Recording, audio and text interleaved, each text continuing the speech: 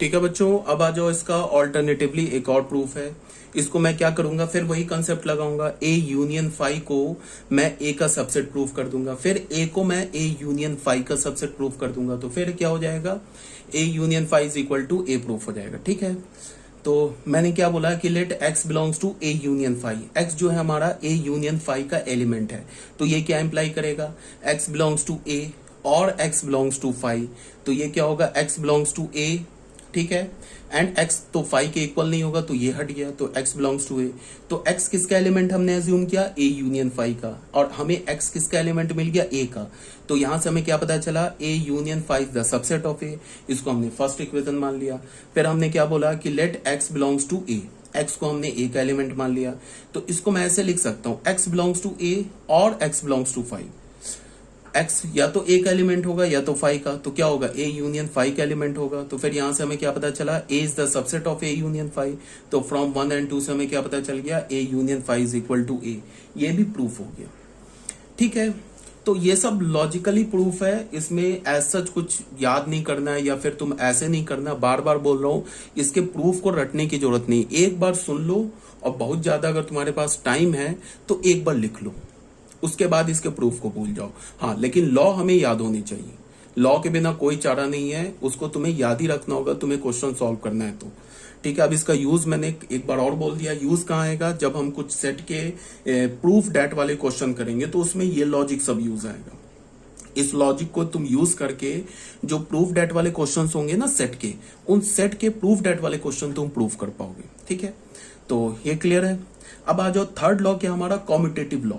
Commutative law, ये भी बहुत ऑब्वियस ही बात है कि for any two sets A and B, कोई भी तुम दो सेट ले लो A and B, A union B किसके इक्वल होगा, बी यूनियन ए के। ये भी सिंपल सी बात है, ए का यूनियन बी के साथ लो या बी का यूनियन ए के साथ लो, ये क्या होगा, सेम मिलेगा, तो इसको हम लोग कॉम्यूटेटिव बोलते हैं। जैसे हम लोग बोलते हैं ना, addition is commutative, x plus y is equal to y plus x, अगर हम ऑर्डर चेंज करके ऐड करें तो हमें रिजल्ट सेम मिलता है। फिर हम क्या बोलते हैं, multiplication is also commutative, x into y करें या y इंटू एक्स करें तो भी रिजल्ट सेम मिलता है। But subtraction and division is not commutative, x minus y is not equal to y minus x, और या x upon y is not equal to y upon x in general. ठीक है, तो यहाँ पे क्या है, हमारा जो यूनियन है वो कॉम्यूटेटिव होता है, इंटरसेक्शन भी कॉम्यूटेटिव होता है। तुम्हें ये लॉ याद रखने की जरूरत नहीं, ये बिल्कुल ऑब्वियस सी बात है, एक बार सुन लोगे याद हो जाएगा। ठीक है, अब इसका प्रूफ क्या है, प्रूफ देख लेते हैं।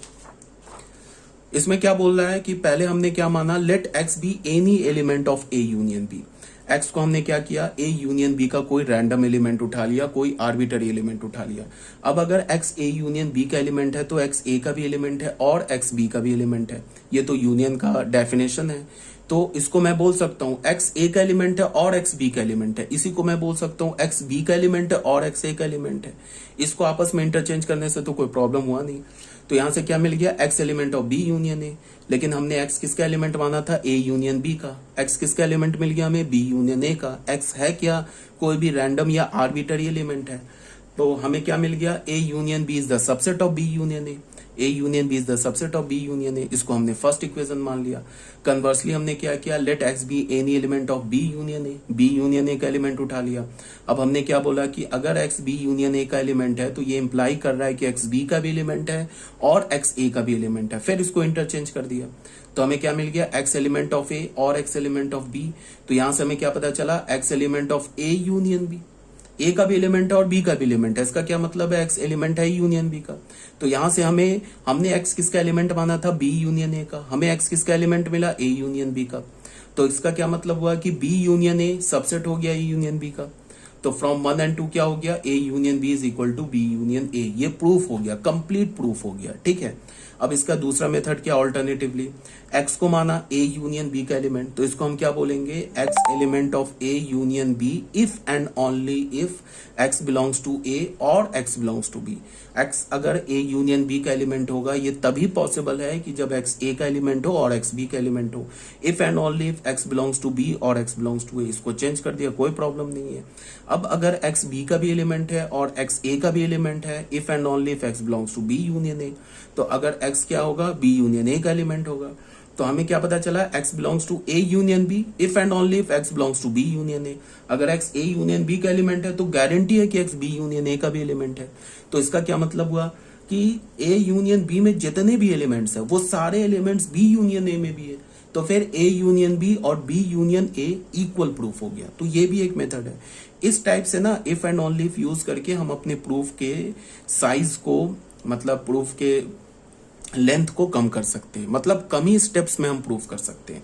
ये भी प्रूफ वैलिड है, ये भी प्रूफ वैलिड है। ठीक है, अब बच्चों आ जाओ इसके सेकंड पार्ट में। सेकंड पार्ट क्या बोल रहा है, सेकंड पार्ट में बोल रहा है A intersection B is equal to B intersection A. तो यहाँ पे फिर हमने क्या किया, x belongs to A intersection B. अगर x ए इंटरसेक्शन बी का एलिमेंट है, if and only if x belongs to A and x belongs to B. x क्या होना चाहिए, a का भी एलिमेंट होना चाहिए एंड x b का भी एलिमेंट होना चाहिए, तभी जाके वो a इंटरसेक्शन b का एलिमेंट होगा। ठीक है, तो यहाँ पे इसको हमने क्या बोला, इंटरचेंज कर दिया, x belongs to b and x belongs to a। तो इसको हमने क्या लिखा, x belongs to b intersection a।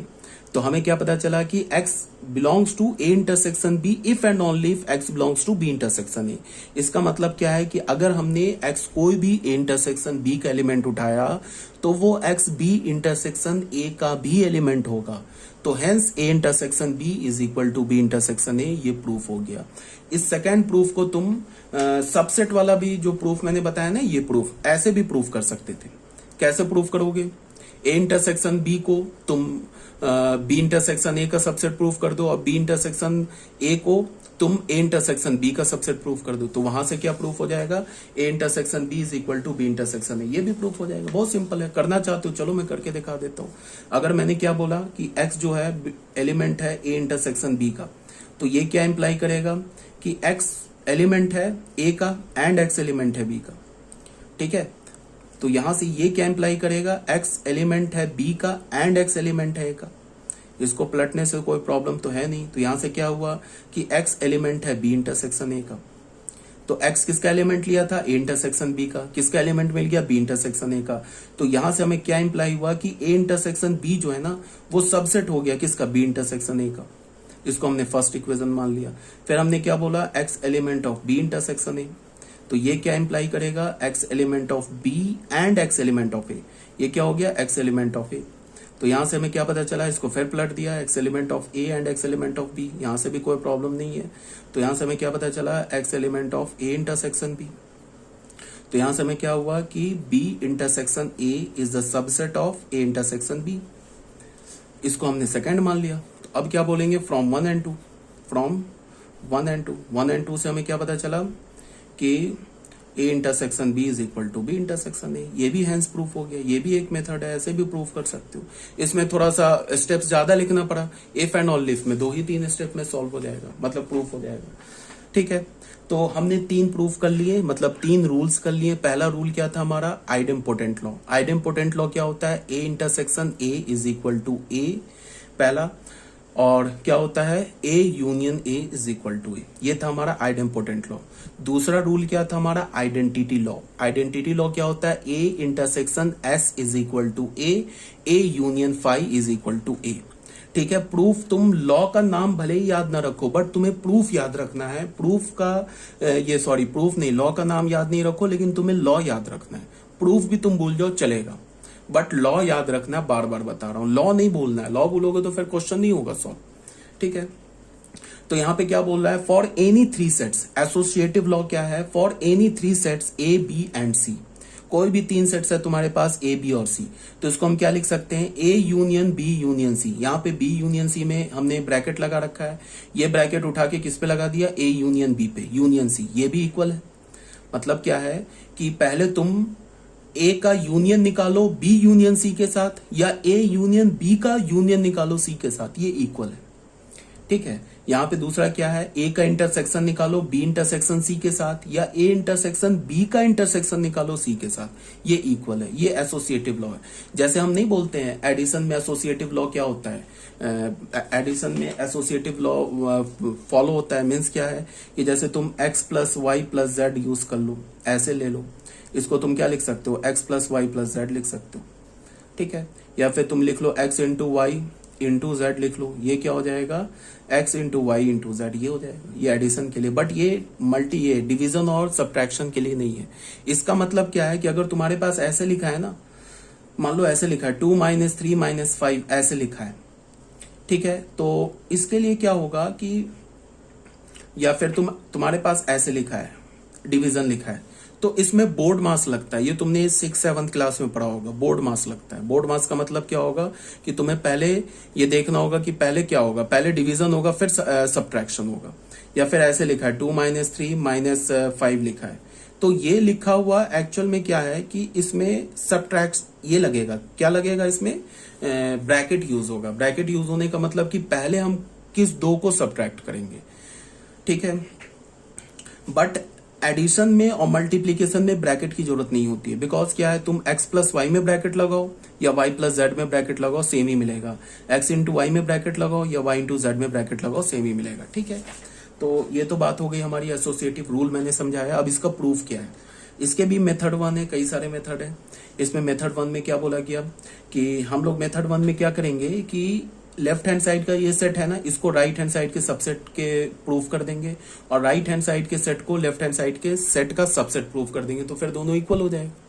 तो हमने क्या किया कि A union B union C का कोई भी रैंडम एलिमेंट X उठा लिया। तो हमने क्या बोला, X element of A union B union C। तो इसका क्या मतलब हुआ, X एलिमेंट ऑफ A और X element of B union C। X A का एलिमेंट होगा और B यूनियन C का एलिमेंट होगा, ठीक है। तो यहां से हमें क्या पता चला, X एलिमेंट ऑफ A और ये इस ब्रैकेट में क्या आ जाएगा, X एलिमेंट ऑफ B और X एलिमेंट ऑफ C। अब ये क्या लिखा हुआ है, X एलिमेंट ऑफ A और X एलिमेंट ऑफ B और X एलिमेंट ऑफ C। तो इस ब्रैकेट को उठा के यहां डाल दो, बीच में तो और है, कोई प्रॉब्लम नहीं है। तो यहाँ पे क्या हो गया, X एलिमेंट ऑफ A और X एलिमेंट ऑफ B और X एलिमेंट ऑफ C। ये क्या हो जाएगा, X element of A union B और X एलिमेंट ऑफ C। तो X element of A union B और X एलिमेंट ऑफ C, इसको मिला के लिखोगे तो क्या हो जाएगा, X element of A union B union C।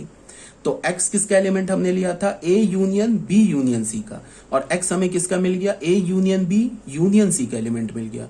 तो यहां से हमें यह पता चला कि A union B union C is the subset of A union B union C।